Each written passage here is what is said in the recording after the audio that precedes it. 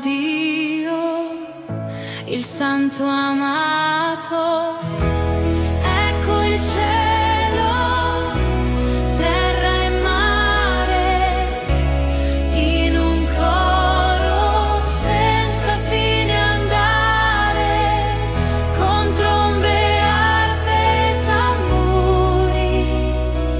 Gloria a te, Signor, nei cuori puri. Danziamo lieti nella sua luce.